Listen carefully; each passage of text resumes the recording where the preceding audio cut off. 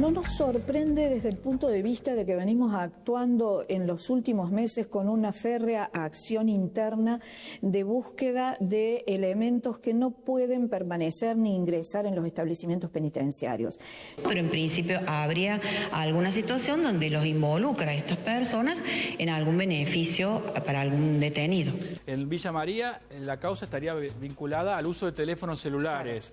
En la cárcel de Bower, beneficios que tenían que obtener por medio de la compra, los presos, poder trasladarse a distintos pabellones con beneficios, donde había complicidad de importantes autoridades. Claro, de importantes autoridades carcelarias. En los 4 establecimientos carcelarios que están atrás mío están conmocionados por la noticia que surgió a partir de una investigación del fiscal de delitos complejos Enrique Gavier, porque fue detenido en este escándalo el subdirector de la cárcel de Bower, Sergio Guzmán, el abogado Alfredo Sioxa y Ramón Salas, respectivamente, fueron privados de la libertad.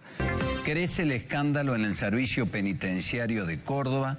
Todo comenzó con una investigación del fiscal Gavier, que detuvo al número 2 del penal de Bower, lo acusó de ser parte o cabecilla de una presunta asociación ilícita junto con un puntero político de la 10ª que trabajaba en un ministerio para el gobierno de la provincia de Córdoba y de un abogado penalista. Y la acusación es de asociación ilícita. La verdad que desconozco porque la causa está con secreto de sumario y el expediente no lo he visto. Es una investigación sumamente incipiente. Mi defendido, a su punto de vista, es totalmente ajeno a los hechos que se investigan, pero bueno, ya veremos la prueba que hay. La investigación comienza a partir de denuncias que formulan distintos particulares que han sido víctimas de estafas. Analizando y recolectando pruebas, nos conduce al establecimiento de Villa María. Allí comenzamos a investigar y se logra desbaratar una asociación ilícita conformada por 20 personas aproximadamente, hasta el momento identificadas. El flagelo, porque lo califico de esa forma, que es porque así lo es, del ingreso de sustancias prohibidas y de elementos prohibidos como teléfonos celulares, es un pesar para todos los establecimientos de la nación, no solamente de la provincia. Nosotros tenemos la suerte de contar con anticuerpos internos que empiezan a funcionar y no es casual que empiecen a aparecer estos casos. E increíblemente, el jefe del servicio penitenciario es funcionario desde el año 2008. Entonces yo estoy preocupado y me pregunto, ¿quién lo protege? ¿Quién lo cuida al jefe del servicio penitenciario? Que es una vergüenza, que se ha transformado en un shopping de la droga en la provincia de Córdoba, donde es permanentemente noticia.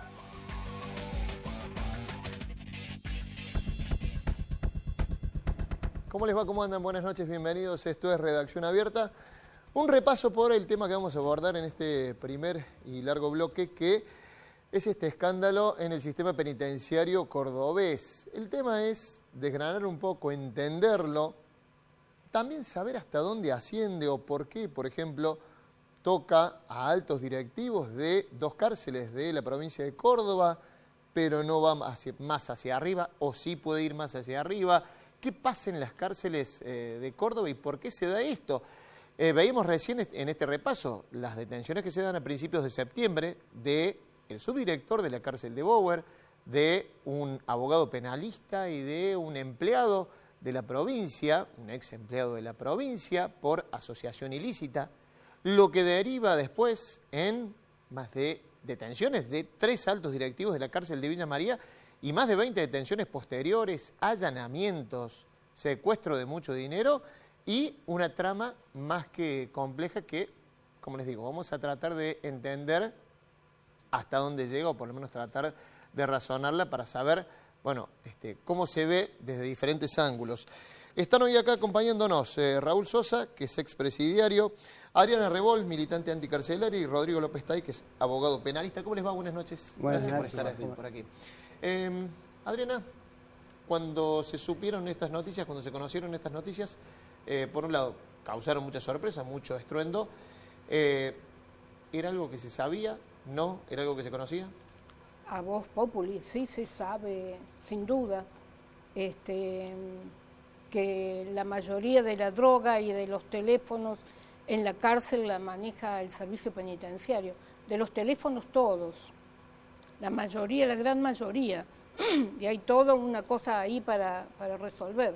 ¿A dónde van a parar todos los teléfonos secuestrados después?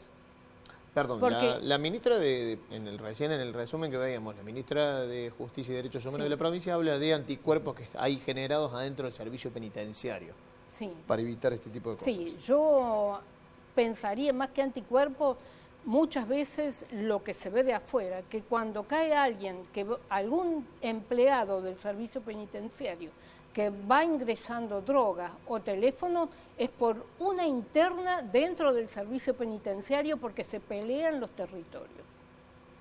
Este territorio lo manejo yo, este pabellón lo manejo yo, esto lo manejo yo. Entonces acá lo que vemos reflejado es una interna dentro del servicio penitenciario. Que hizo estallar esto, digamos, que después detone la investigación. Que cayeron algunos. El tema de los teléfonos nos debe llamar la atención porque es el preso el que sufre las consecuencias del castigo. Le secuestran el celular, que dicho sea de paso, después lo terminan vendiendo el servicio penitenciario en otro pabellón, porque si no que nos digan a dónde van a parar todos los teléfonos que han secuestrado hasta el día de hoy. Después el preso sufre sanción, que le quitan el puntaje, no puede subir, digamos, de etapa, cambiar, le quitan el puntaje, le ponen conducta pésima por tener un celular. El juez de ejecución nunca se pregunta de dónde sacó el preso el teléfono, o la tablet, o toda la cantidad de cosas que se encuentran adentro en los allanamientos cuando quieren encontrar, ¿no? Quédate ahí. Raúl, ¿cómo lo analizas vos? De lo que estuviste viendo. Bueno, eso yo lo he visto internamente y no hablo de hoy, sino de hace más de 20 años.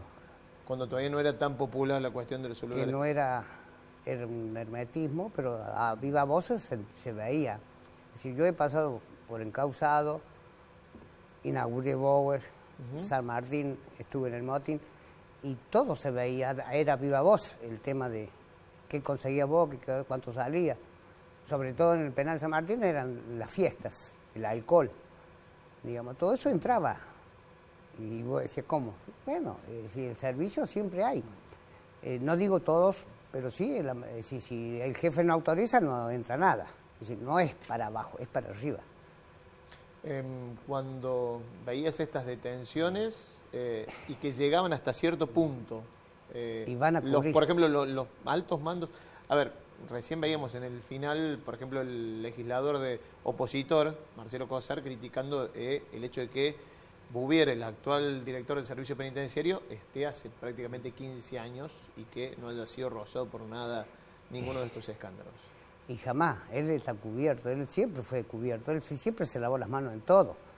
Es más, hablamos del tema Motín, lo vuelvo a ese tema porque de ahí arranca... El motín de la penitenciaría de San Martín, sí, febrero de 2005. Del 2005. De ahí arranca todo lo que se dijo, todo lo que se hizo, todo lo que se tapó.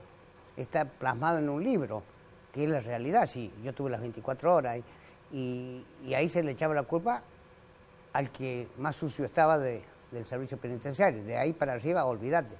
Eran los arreglos de plata por abajo en la mesa y siempre fue así. Y hoy que, como dice... se destapó la olla, ¿por qué? Porque a mí no me dio un beneficio. Me lo cobraste y no me lo diste. La cuestión de las internas, decís vos. Exactamente. Bien. Entonces, ahí, mira, son muchos módulos y son muchos jefes. Ya voy a vos, Rodrigo, sí. Sobre todo para analizar un poco hasta dónde se extienden las responsabilidades penales de esto, pero lo voy a sumar a esta mesa a Adolfo Ruiz, que debe ser de los periodistas que en Córdoba más conocen de este tema. Hoy no ha podido estar aquí en la mesa, pero lo queríamos tener. Para tener tu mirada, Adolfo, ¿cómo andamos? Buenas noches, gracias por sumarte. ¿Qué tal, Martín? Un gusto estar participando del programa. Lamento no haber podido estar ahí presencialmente, pero para mí es un placer siempre colaborar y además viendo ese panel que hay gente que sabe mucho del tema, así que, bueno, aprovechar el conocimiento de esta gente. Estás perdonado, no te hagas problema. Después te la cobraremos cuando vengas. Adolfo, a ver, para entender el mapa general de todo lo que son estas detenciones, ¿hasta dónde puede salpicar, hasta dónde puede llegar esto? ¿Cómo lo analizas vos? Bien, yo creo que acá la novedad principal no son los hechos en sí, digamos. No es que hoy en las cárceles entran celulares, hoy en las cárceles se venden los beneficios. Eso no es la novedad, y de eso pueden dar cuenta Sosita, que está ahí sentado en la mesa y que conoce bien cómo funcionan las cosas. La novedad es que la justicia haya decidido o le hayan permitido avanzar sobre las responsabilidades.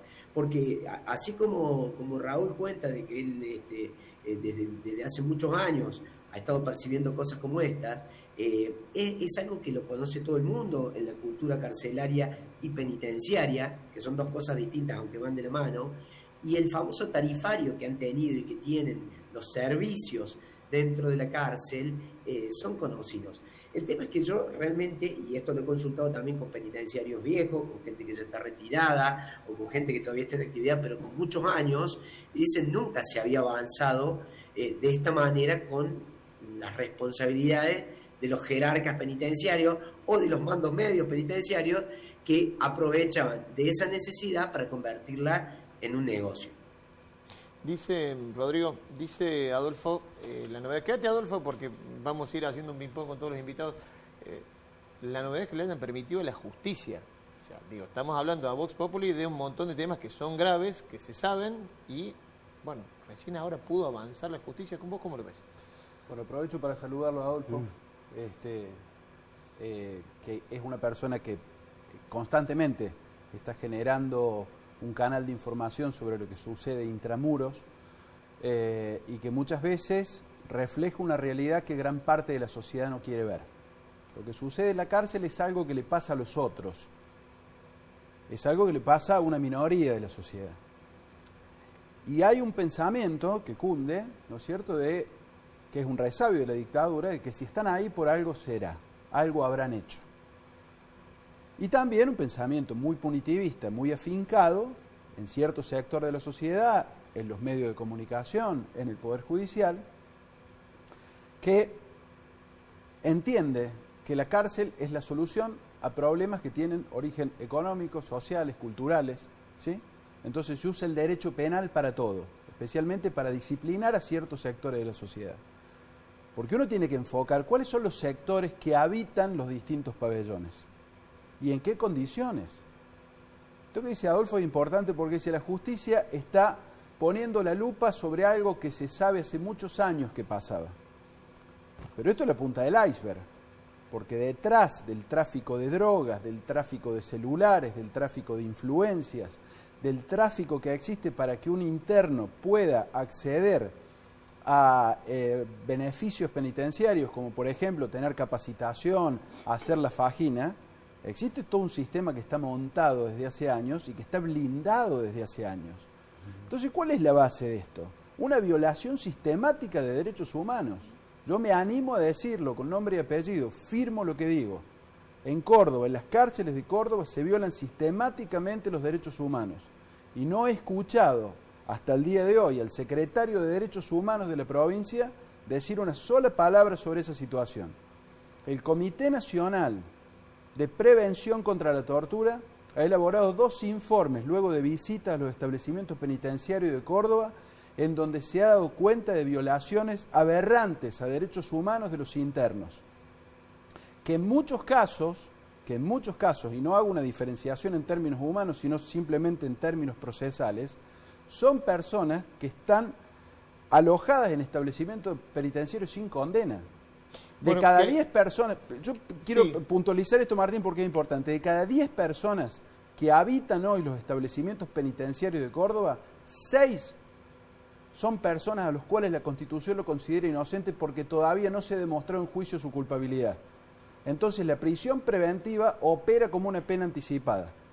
Entonces eso también, la inflación carcelaria, genera condiciones de sobredimensionamiento, colapso y a su vez este tipo de situaciones que encuentran en esa situación de hacinamiento y de sobrepoblación carcelaria caldo de cultivo para poder avanzar. Entonces, esto que dice Adolfo, ha habido una habilitación para investigar, esto requiere un compromiso de la sociedad civil para poder poner la lupa sobre lo que se está investigando y exigir que la investigación vaya hasta las últimas consecuencias y que no se corte en la cadena, por lo general, ¿no es cierto?, en donde hay un tope en las investigaciones y no sube para arriba. Bueno, de eso te quería hablar también, Adolfo, pido tu opinión, porque vos decías, hay un pensamiento punitivista que por un lado, ante esa sobrepoblación, ¿qué dice?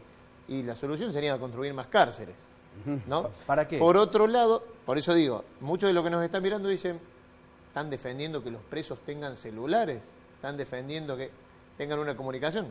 Digo, se abrió una polémica hace muy poco, recordarás, con el tema Rosario, digamos, y se pedía directamente pedir la incomunicación un poco más de todas las cárceles, porque era una aberración para mucha gente que estaba mirando que tuvieran comunicación los presos. Eso también opera para que, bueno, en este caso, Adolfo, perdóname, sí, el foco vaya direccionado, bueno, a lo malos que son quienes, como dice Rodrigo, por algo están ahí y no quienes son los responsables. Sí, bueno, hay varios puntos ahí. El tema de los celulares, por ejemplo. Yo creo que en Córdoba se ha instalado el sentido común, me parece que es una verdad revelada, que los presos no pueden tener celulares y que es una aberración que los presos tengan celulares. Bueno, en la mayoría de las provincias argentinas, incluyendo Buenos Aires, están habilitados los celulares dentro de las cárceles, con un mecanismo muy sencillo de registro en el cual una persona lleva el celular, lo lleva un familiar, le ven el email, lo registran el chip, le dan celular para fulano de tal, y esa persona utiliza el celular por su derecho a la comunicación con el exterior, y si desde ese celular se comete algún tipo de delito, queda totalmente trazada la responsabilidad y es muy fácil detectarlo. En Córdoba, que somos tan vivos, tan inteligentes... Perdóname, Adolfo, digamos, con ese sistema, porque digamos, es importante lo que estás diciendo para explicarlo, para un montón de gente que dice, no, eso, como decía, se entiende también por qué lo planteo en esos términos, como para que quede en evidencia, ¿no? Pero, ¿han detectado estafas que se realizan desde la cárcel o queda trazado y se puede detectar? Vamos precisamente. ¿Cuál es la provincia, usina, capital, eje, guarida de las estafas telefónicas en todo el país? Provincia a la que llegan fiscales de todos lados, como de Neuquén, de Río Negro, de Buenos Aires, de Chaco. ¿A qué provincia están llegando los fiscales cuando empiezan a barrer desde dónde vienen las amenazas, de dónde vienen las estafas? A Córdoba, la provincia que tiene prohibidos los celulares. Entonces yo me pregunto, ¿por qué prohíben los celulares en Córdoba, sabiendo que en otros lados está funcionando perfecto? Y la respuesta no es científica, pero me la podría plantear, es decir, que le están protegiendo el negocio a alguien, ¿sí? Porque si prohibir no genera una disminución, sino todo lo contrario, porque entra en el reino de los clandestinos y nadie lo puede controlar, si yo saco esa prohibición y habilito los celulares, se me va el negocio. Entonces, donde hay una necesidad, en vez de nacer un derecho, en nuestra provincia nace un negocio. Ahora, y ese es Adolfo, un negocio el que está operando en nuestra provincia. Vos decís, es un negocio, te lo pregunto también, se los pregunto acá a la mesa, o es no mostrarse como garantista ante lo que, digamos, pasa en otras provincias, decir, bueno, mira, en Córdoba somos mano dura, no permitimos el celular. ¿Tiene algo de eso o no, Rodrigo? A mi modo de ver, existe parte de las dos cosas. El planteo de Adolfo me parece absolutamente razonable. ¿Usted quiere terminar con el tráfico de celulares en las cárceles? Habilítelo. En primer lugar, va a terminar con el negocio clandestino, ¿sí? Exacto. Y en segundo lugar, va a poder tener un control de llamadas de esos teléfonos celulares desde las cárceles hacia donde llaman, generando un mayor escudo de seguridad que permita que esos celulares no sean utilizados con finalidades ilícitas.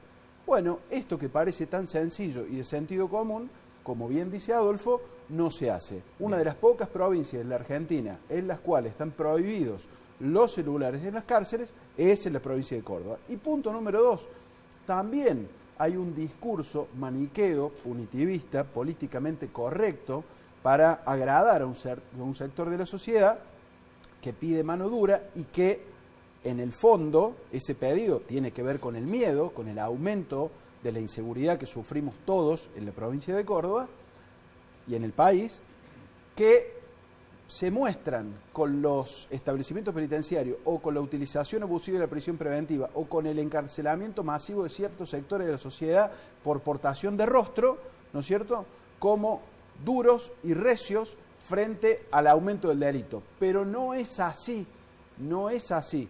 Cuando las personas que están acusadas de delitos son personas que tienen vínculos con el poder. Bien. Y no hace falta que dé un ejemplo que conocemos todos, ¿no? Raúl, ¿querías decir algo? Sí, no, el tema es a ver, si autorizás el teléfono, yo creo que, como dice el se termina el negocio. Pero no para los de más abajo, sino por los más de arriba. Un teléfono vale 600, 700 ¿Cuánto pesos. vale? ¿Adentro de la cárcel? 700 cobran un teléfono. 700.000 Un pesos. teléfono común, ¿eh? No estamos hablando de una alta gama. Un teléfono que se puede usar para hacer las llamadas o las estafas. Es así. Lo vivo cerca, lo he vivido y sé cómo funciona. Y entonces voy a decir, pero ¿cómo puede ser? Pero como dice el doctor, la sociedad le echa la culpa al preso. No todos hablo, ¿no? Porque hay gente buena también, digamos, en ese sentido, que no comete, es para hablar con la familia. Le hablo de buena en ese sentido, porque son seres humanos.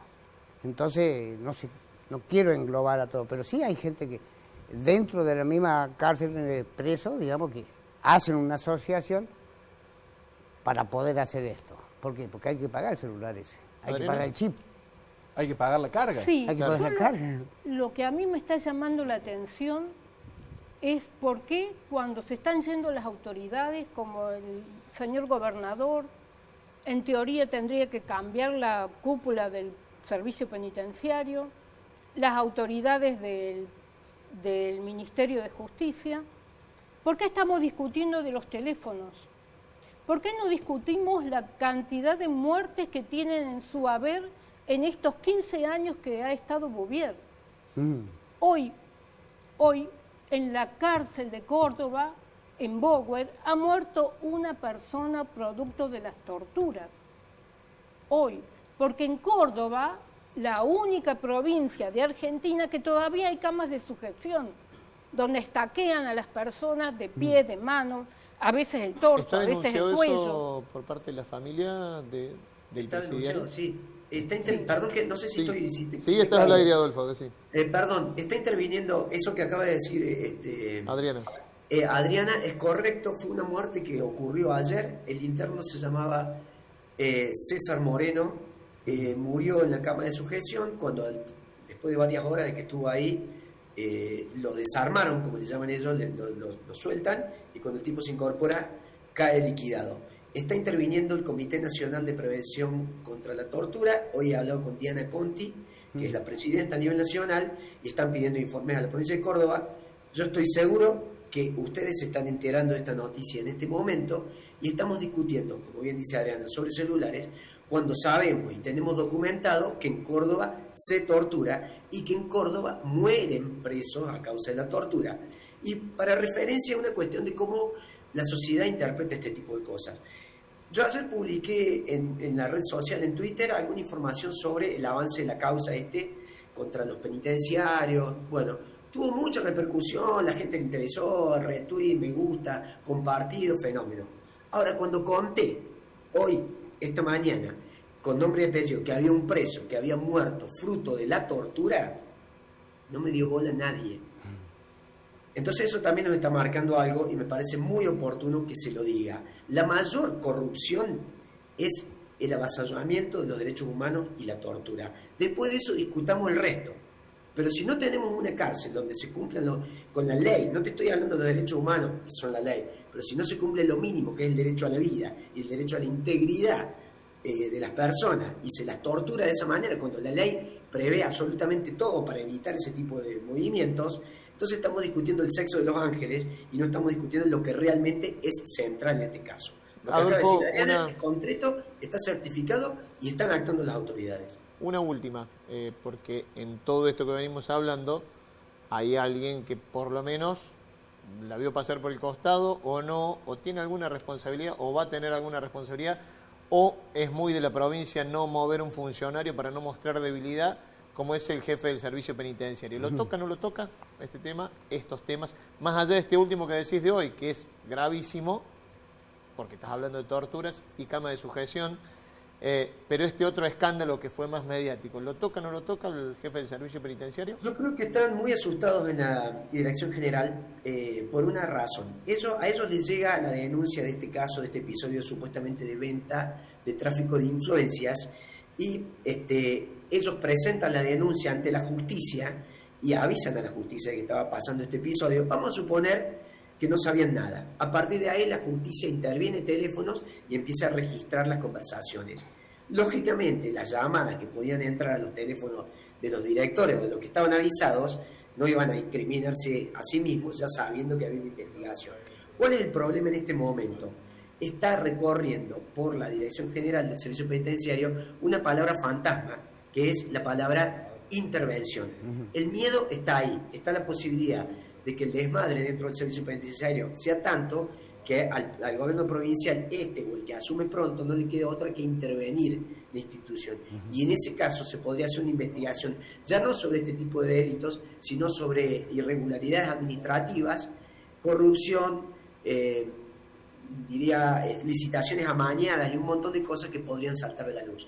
Por eso el miedo a que en algún momento se instale dentro del servicio penitenciario alguien que no pertenece a la institución y se comience a hacer una investigación seria. Gracias, Adolfo, por sumarte y aportar tu conocimiento como siempre. Un placer. Un abrazo grande. Bueno, para ustedes, digamos, coinciden, imagino, con la lectura que tiene Adolfo, pero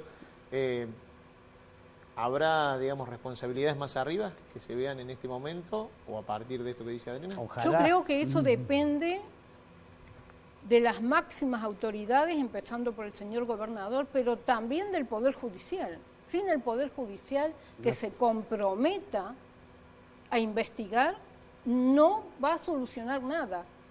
Córdoba, hay un avance en la justicia, interesante en Córdoba, esto, pero bueno. Argentina ha sido condenada por la ONU por la tortura seguida de muertes de un preso, Roberto Irusta. En el 2013 fue esa muerte, en el 2011 la ONU lo condena al Estado argentino, y en la provincia de Córdoba el Poder Judicial planchó todo. Y el señor Bouvier y todas las autoridades que acompañan, que hay varios de los altos mandos que están en esa causa, digamos, están completamente impunes. Que me digan cuántos empleados del servicio penitenciario o autoridades están condenadas en la provincia por alguna de las cientos de muertes que ha habido en la provincia. Ya sea la mayoría por falta de atención médica o por torturas. Por torturas no solamente es la muerte de hoy, de ayer, sino también en 4 de abril muere Rubén Llanos en Cruz del Eje, a golpes. Está todo impune. Y estos señores se van a ir limpios como si nada hubiera pasado.